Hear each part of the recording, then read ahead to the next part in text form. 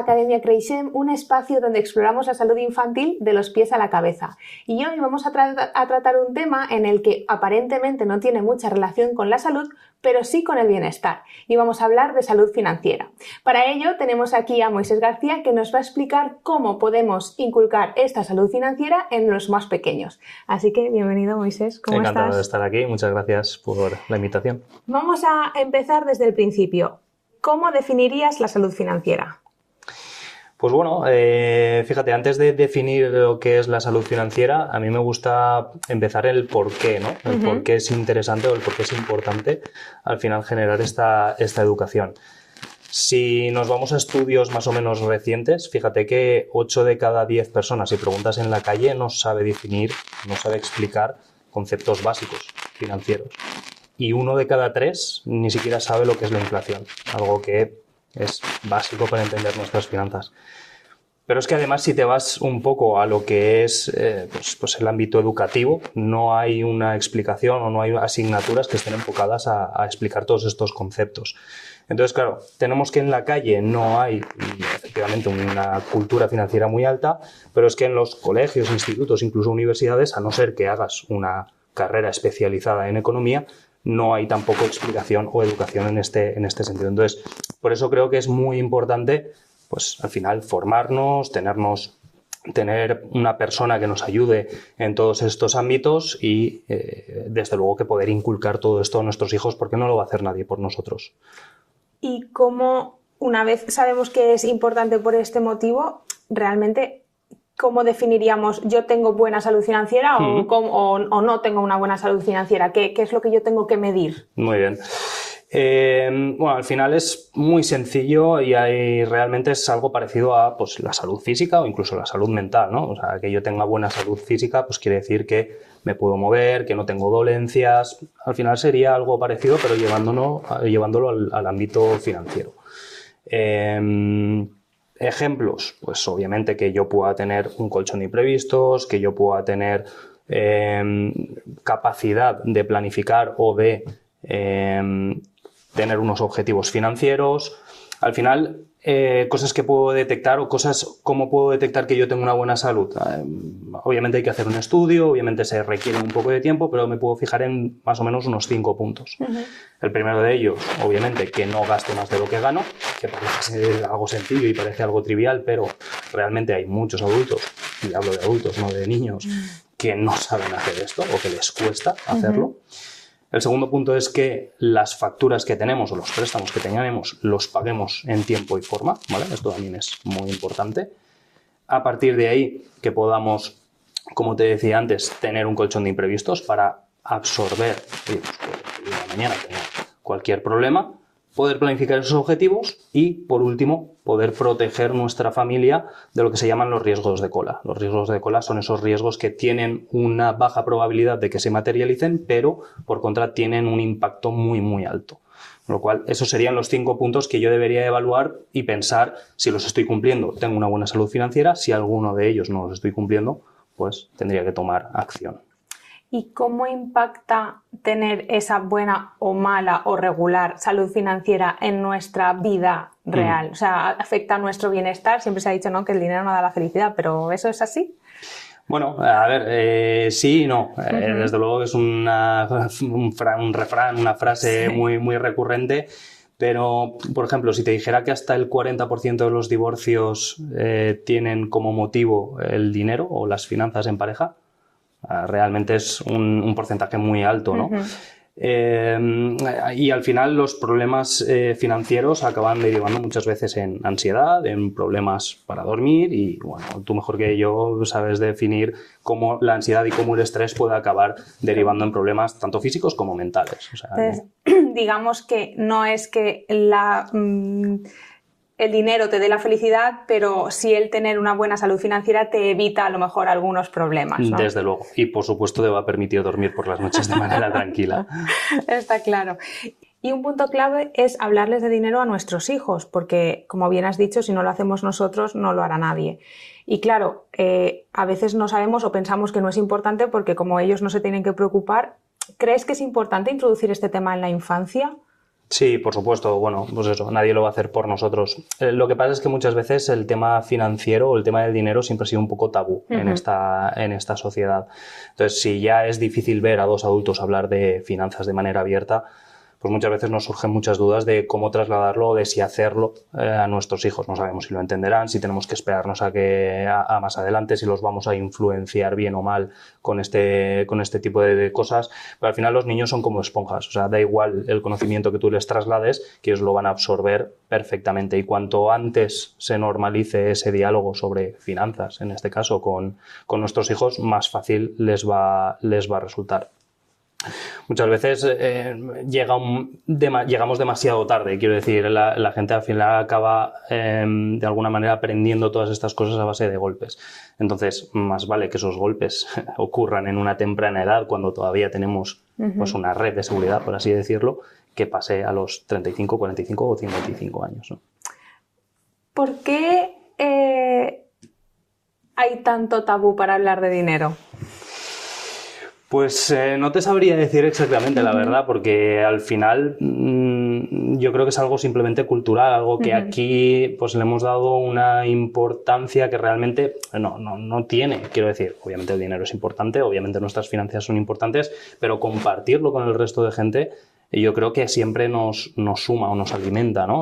Oye, ¿qué está haciendo el de enfrente? ¿Qué está haciendo el de al lado? Pues nos puede aportar nuevos puntos de vista, nuevas cosas que a lo mejor nosotros no estamos viendo. Pero bueno, al final, como cualquier otro tabú en esta sociedad, igual que el de pedir ayuda, muchas veces aquí en España el pedir ayuda o el tema del fracaso, ¿no? Se ha gestionado de una manera muy negativa. Sin embargo, por ejemplo, en los países anglosajones, pues el pedir ayuda o el gestionar los fracasos es algo totalmente normal, que curiosamente está muy relacionado con el tema de las finanzas. Precisamente en estos países anglosajones son donde el tema de las finanzas se habla con total normalidad. Vale, pues nos vamos a ir poniendo un poco en materia y vamos a ir haciendo bloques en función de qué edad tienen nuestros hijos, cómo les podríamos introducir el tema de las finanzas, ¿vale? Vamos a empezar de 0 a 5 años. ¿Cómo podemos introducir el concepto del dinero en esta edad? Pues hay que buscar al final hacerlo obviamente de manera pues divertida, ¿no? Como un juego. Lo primero de todo es que no hay que frustrarse. O sea, al final estamos hablando con niños pues muy, muy, muy pequeños, pero como cualquier otra cosa. Quiero decir, cuando empezamos a decirle mamá o papá a un niño, obviamente no le decimos mamá y al siguiente minuto está diciendo mamá. Seguimos insistiendo, seguimos insistiendo, seguimos insistiendo hasta que al final el niño lo dice. Pues con esto es lo mismo. Obviamente van a haber unas primeras etapas en las que el niño quizás no entienda cómo lo estamos haciendo, de qué le estamos hablando, pero lo importante es lo que hablaba antes, ¿no? Normalizar ese diálogo de finanzas. Entonces, como te decía, lo importante es hacerlo de una manera divertida, que el niño pues, se vaya divirtiendo mientras va aprendiendo este tipo de cosas. En edades de 0 o 2 años obviamente es algo más complicado. Sí que a partir de los 3 años es más fácil empezar a introducirles, pues por ejemplo, pues que hay monedas, que hay billetes, que eso lo podemos empezar a intercambiar a través de diferentes cosas. Perfecto. ¿Y algún juego en concreto para casa que puedas recomendar? ¿Cuál sería? Pues yo creo que algo que siempre hemos hecho de una manera inconsciente con los niños, ¿no? Pues el jugar a hacer la compra o jugar a pues, tener una caja registradora, ir al súper a comprar. Eso es una primera toma de contacto en la que pues, el niño va a tener que darte cosas a cambio de dinero o al revés, ¿no? Darle dinero a cambio de que te dé pues, fruta, ropa, juguetes, diferentes cosas. Ese puede ser un buen punto. Otro punto, pues podemos introducir ya temas de ahorro, por ejemplo. Podemos empezar a hacer diferentes huchas, por ejemplo, pues a través del bricolaje, pues empezar a hacer huchas en las que podemos empezar a ir guardando monedas, sobre todo, que le va a permitir al niño ir empezando a detectar, oye, que si yo guardo dinero, luego hay una recompensa. Vale, y pasamos de bloque. Ahora, dejamos los 5 o los menos de los 5 y nos vamos de los 6 a los 9. Aquí los niños ya tienen como más interés por saber qué es el dinero, ya empiezan a entender quizá el concepto. ¿Aquí qué podemos hacer? Bueno, pues empezar a explicarles de dónde viene el dinero, ¿no? Al final es interesante que, sobre todo en las edades más avanzadas, entiendan que el dinero no aparece de la nada, sino que es fruto de pues un trabajo, un esfuerzo, no me gusta, porque muchas veces se emplea la palabra recompensa, no me gusta a mí que los niños entiendan que el dinero es una recompensa por hacer algo, pero obviamente sí que hay un esfuerzo, un trabajo, insisto, detrás del dinero, que no aparece de la nada. Entonces podemos empezar a explicarles que pues papá o mamá van a trabajar, que a cambio de llevar a gente en un autobús o hacerles la comida o cuidar de gente que está enferma, pues a cambio de esos servicios o a cambio de productos nos dan un dinero. Y al revés, que nosotros para conseguir unos productos que queremos, la comida o unos servicios que necesitamos, que nos corten el pelo o que nos cuiden, pues tenemos que pagar dinero, que tenemos que dar dinero. Entonces ese primer punto es muy interesante que empiecen a estas edades a entenderlos y a desarrollarlos. Otro punto clave es la diferencia entre necesidad y deseo, que aquí yo creo que es el boom de quiero o necesito. ¿Cómo lo podemos diferenciar? Pues al final, hilándolo un poco con lo que hablaba antes, ¿no? Explicándoles que el dinero es finito, que no tenemos todo el dinero del mundo y que no podemos comprar todas las cosas del mundo. Entonces, efectivamente, hay que empezar a explicarles que hay una serie de necesidades que nosotros tenemos que cubrir: comer, beber, tener una serie de necesidades, insisto, y a partir de ahí es cuando podemos empezar a pensar en pues, lo que no sean necesidades, lo que sean deseos, juguetes, etcétera.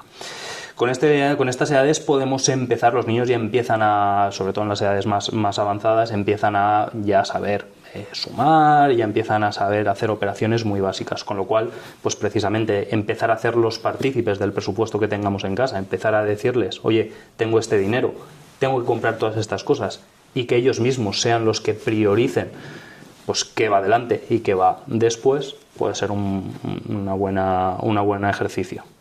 ¿Y cómo los podemos guiar en la toma de decisiones en este sentido? Es decir, ¿es importante que les demos cierta responsabilidad en algunas cosas? Por supuesto. Y, por ejemplo, lo podemos empezar haciendo pues así, ¿no? Oye, ¿quieres un juguete? Fenomenal, pero no lo vas a tener de manera inmediata. Lo vas a tener cuando seas capaz de ahorrar. No hace falta que tengan que ahorrar el total de lo que cueste el juguete en cuestión, pero pues, si cuesta, no lo invento, 20 o 50 euros, pues si yo consigo que mi hijo ahorre 5 euros, oye, el resto ya lo pongo yo, pero ya tiene ese hábito de ahorro, ese hábito de ponerse un objetivo y a partir de ahí conseguirlo. Esto es importante. Entonces, de los 6 a los 9, ¿qué conceptos crees que deberían de tener claro? ¿El ahorro? Fundamentalmente, lo que decíamos antes, que empiezan a entender de dónde sale el dinero, el presupuesto y el ahorro. Esos tres conceptos en esta edad deberían empezar a ser fundamentales, que los vayan interiorizando porque luego en la siguiente etapa van a ser cruciales. ¿Y cómo podemos ayudar a que nuestros hijos entiendan que lo que pueden pasar en otras familias no es lo que pasa en la nuestra? Quizá a estas edades hay mucha diferencia entre no sé quién lleva estas zapatillas, yo quiero estas zapatillas. ¿Cómo podemos hacerles ver que a lo mejor en diferentes núcleos familiares hay diferentes prioridades o diferentes niveles económicos? Una pregunta muy interesante. Si hemos hecho antes, en la etapa anterior, bien nuestro trabajo de empezar a enseñarles la diferencia entre diferentes monedas, diferentes billetes, el valor que hay entre diferentes monedas y diferentes billetes, ya vamos a poder ir introduciéndolos que pues no todo vale lo mismo, no todos los servicios valen lo mismo, no todos los productos valen lo mismo. Con lo cual, si luego les explicamos que a través de esos productos y de esos servicios nosotros conseguimos dinero, pues ellos van a conseguir empezar a entender que no todos ganamos el mismo dinero, no todos tenemos el mismo dinero, no todos tenemos el mismo presupuesto, que son estos conceptos de los que estábamos hablando antes. Entonces, habrá unas familias que tendrán un presupuesto y habrá unas familias que tendrán un presupuesto totalmente distinto. Y eso, insisto, dentro de la misma familia incluso también lo podemos hacer. O sea, nosotros como padres podemos tener un presupuesto y ellos como hijos pueden tener un presupuesto distinto. Y ellos mismos pueden ver cómo dentro de la familia hay dos presupuestos distintos con dos objetivos distintos, por así decirlo. Ahora entramos en una etapa de los 10 a los 14. Bueno, vamos a decir adolescencia temprana y luego, si quieres, hablamos de la adolescencia un poco tardía. Que ya tienen como más independencia, empiezan a manejar pequeñas cantidades de dinero. ¿Cómo podemos ayudarles a organizarlo mejor? Pues bueno, si hablábamos de que en la anterior etapa podíamos introducir a los niños en nuestro presupuesto dentro de la familia, aquí ya deben de ser una parte más a la hora de tomar estas decisiones, precisamente para que vayan viendo, oye, pues cómo estos presupuestos se van haciendo y que vayan teniendo un poco más de noción. A partir de ahí, yo creo que es fundamental que los niños empiecen a tener una paga, pues precisamente para que empiecen a saber gestionarse, a que las cosas cuestan dinero, a un poco también el tema del ahorro, que ya en los años anteriores deberíamos de haber empezado a comentarles, un poco todo esto. Serían los dos puntos claves, tanto que fuesen partícipes ya al 100% en el presupuesto que tengamos en casa, como empezar con su propia gestión del dinero. ¿Y aquí consideras que podríamos introducir conceptos más avanzados como rentabilidad o saber cómo invertir? Uh-huh. Pues sí, tal cual. Al final, como he dicho al principio, cuanto antes empecemos a entender cómo funciona el dinero, mejor. Y tanto adultos como niños tenemos que entender que el dinero debajo del colchón, o me da igual, en una cuenta corriente, pues no está generando nada, con lo cual está perdiendo valor. Va a sonar muy a viejo, pero cuando yo tenía 14 años el cine valía menos de 5 euros la entrada, ahora vale más de 10. Entonces, si yo hubiese guardado 5 euros hace 20 años para ir al cine hoy, solo cabe una posibilidad, y es que esos 5 euros obviamente se hubiesen rentabilizado hasta que hoy valiesen 10. Si no, pues no voy a poder hacer nada. Es un ejemplo muy, muy sencillo, pero que nos ayuda a explicar cómo, oye, hay que rentabilizar los ahorros si no queremos perder poder adquisitivo. Entonces, todo eso obviamente hay que enseñárselo a los niños.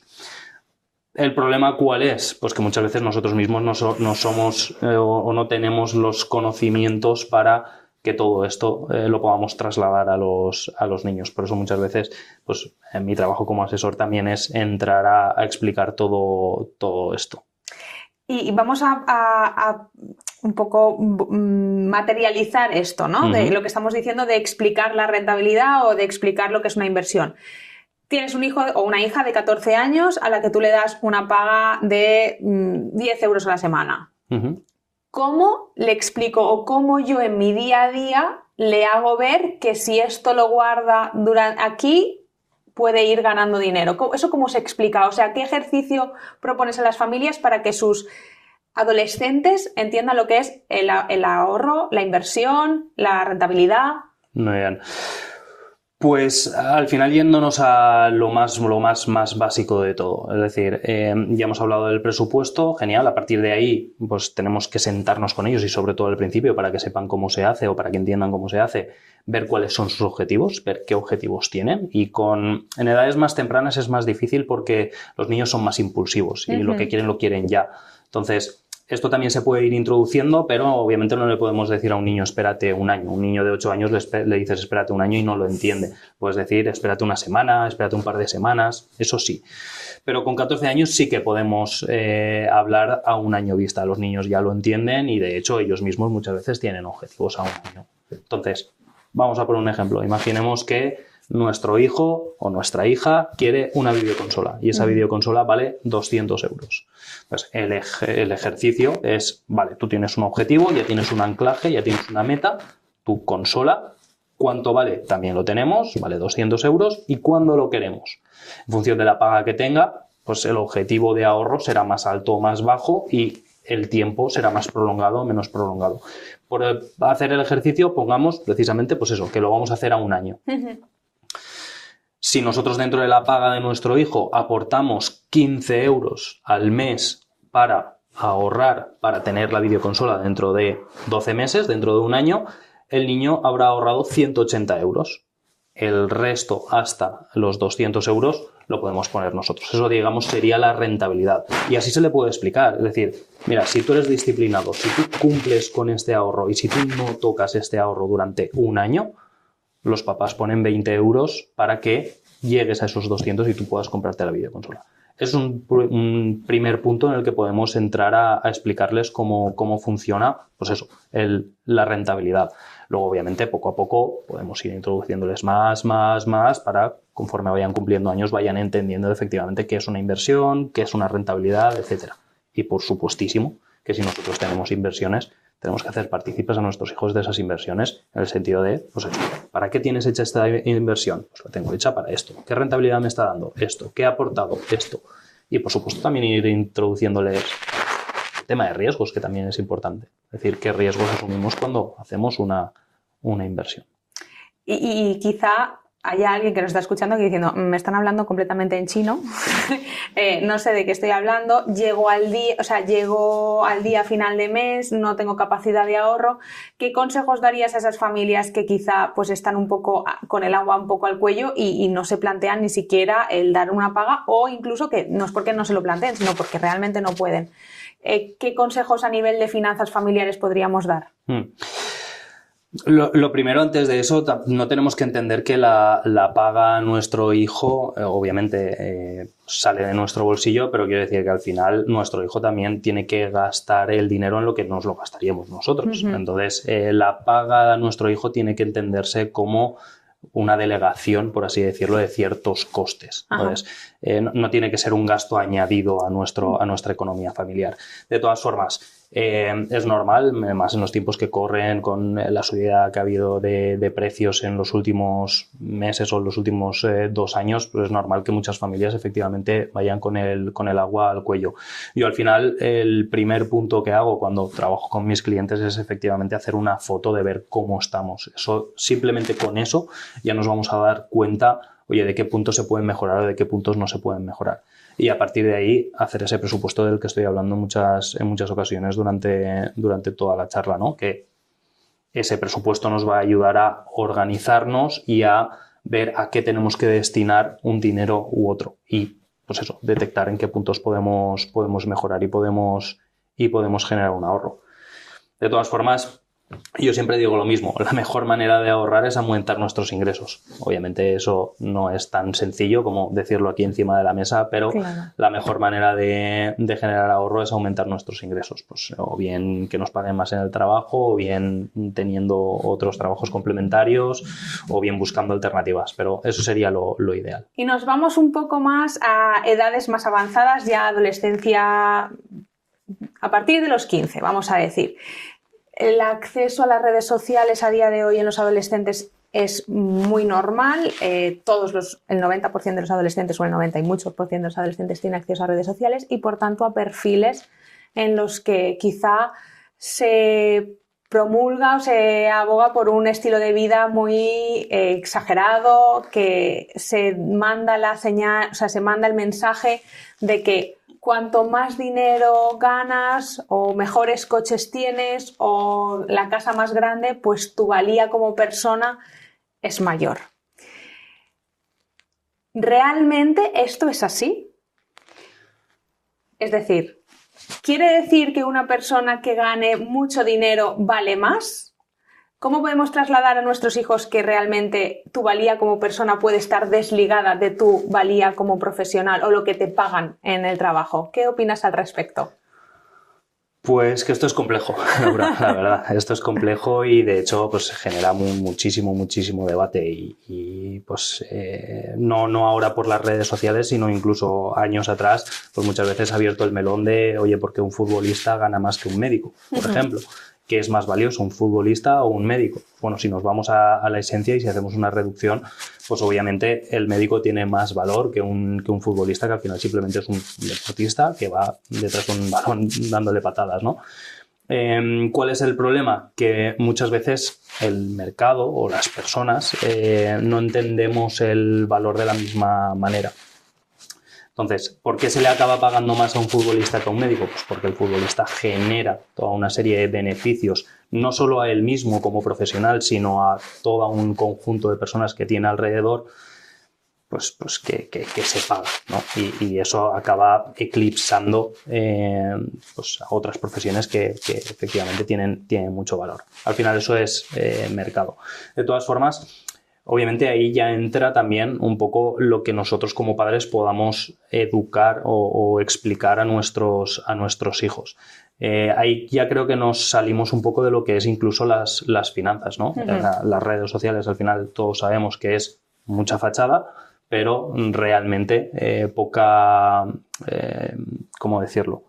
Poca realidad, poca verdad hay detrás de las redes sociales. Es verdad que ya en el mundo de las finanzas, no solo por el perfil que comentabas tú, sino en el mundo de las finanzas en general, pues aparecen lo que ahora se ha acuñado como finfluencers, o sea, influencers de las finanzas. Pues son personas que pueden tener unos estudios, una certificación o no, pueden tener una experiencia o no, pero al final no es que busquen el bienestar económico de las personas, lo que buscan al final es pues tener un negocio, que es muy lícito, pero tener un negocio. Entonces, con este tipo de cosas siempre hay que tener mucho cuidado y simplemente contactar con profesionales que estén certificados, que tengan una experiencia y que al final nos puedan un poco aportar desde la objetividad y no desde el humo, ¿no? Que muchas veces se habla de este concepto en las redes.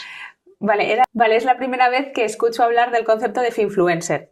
Si me los encuentro quizá en redes, no los voy a saber detectar. ¿Tú me podrías decir qué cosas tengo que tener en cuenta para detectar perfiles que quizá no tengan detrás una persona con cierta formación o que me quiera vender humo y que pues de alguna manera me pueda salir perjudicada de contratar sus servicios? Pues bueno, desgraciadamente no hay un hashtag o una foto que los de alguna manera etiquete o que nos podamos dar cuenta de que esta persona es esto, pero yo siempre digo lo mismo, al final hay que investigar un poco pues la persona o el partner, digamos, con el que vas a trabajar o del que te vas a fiar. Entonces, una cosa muy fácil que se puede hacer es buscar si esta persona está dentro del Banco de España o dentro de la Comisión Nacional del Mercado de Valores. Eso es público, puedes entrar, puedes buscar a la persona. Por ejemplo, si me buscan a mí me van a encontrar perfectamente, me van a detectar perfectamente, por lo cual eso es una garantía. De todas formas, por un poco los rasgos de este tipo de personas, pues normalmente, como digo, no buscan el beneficio de la persona, sino su beneficio propio, porque al final es un negocio. Entonces, ¿qué es lo que hacen? Vender cursos, vender plataformas, ¿vale? Todo este tipo de cosas. Al final ellos van a monetizar por vender un curso en concreto o vender que tú entres a través de una plataforma, pero no están dándote consejos reales, no te están viendo a ti, o sea, no están teniendo una foto de tu situación, no están de alguna manera recomendándote a ti de manera personalizada cuáles son tus necesidades, cuáles son tus objetivos y qué es lo que puedes hacer para conseguirlos. Me voy a ir quizá un poco de lo que estábamos hablando, pero creo que podemos hilarlo y queda bastante bien. Criptomonedas y adolescencia. ¿Qué pasa si tu hijo o tu hija te dice que va a invertir en criptomonedas? ¿Qué consejo le darías? ¿O qué le dirías? Pues dependiendo de la edad que tenga. Desde luego, si es una edad joven, muy joven, pues como decía antes también, la red de seguridad que va a tener es muy extensa. Entonces, pues bueno, no pasa nada porque se pegue la leche, por decirlo mal y rápido, me da igual criptomonedas que cualquier otra inversión, ¿vale? Pero sí que tenemos que tener cuidado, sí que tenemos que al final de alguna manera informarnos bien e informar a nuestro hijo bien de qué está haciendo y de los riesgos que está asumiendo. Las criptomonedas no son ni buenas ni malas, las acciones de las empresas no son ni buenas ni malas, los fondos de inversión no son ni buenos ni malos, simplemente hay que pues trabajarlos o tener el foco en para qué nos están sirviendo. Si lo que queremos es especular y jugar a invertir, pues bueno, pueden ser buenas. Lo mismo que irnos al casino y jugar al rojo o al verde. Al rojo o al negro. Al final es lo mismo. Si tu hijo viene un día y te dice, mamá, me quiero ir al casino a jugar, ¿tú qué le dirías? no pasa nada. Obviamente no te puedes jugar todo el dinero que tienes, pero puedes ir, probar, a ver qué pasa. Pues al final se dará cuenta de que lo más fácil es que salga del casino sin un euro. Con esto de las criptomonedas y las inversiones así un poco especulativas pasa lo mismo. Entonces, nuestro consejo sería, primero, informarnos nosotros, porque entiendo que al final como padres tenemos que ir un poco por delante de nuestros hijos, ¿no? Si tu hijo te dice que quiere invertir en criptomonedas, tú primero tendrás que saber qué es una criptomoneda y qué riesgos tiene. ¿Podrías resumírnoslo brevemente?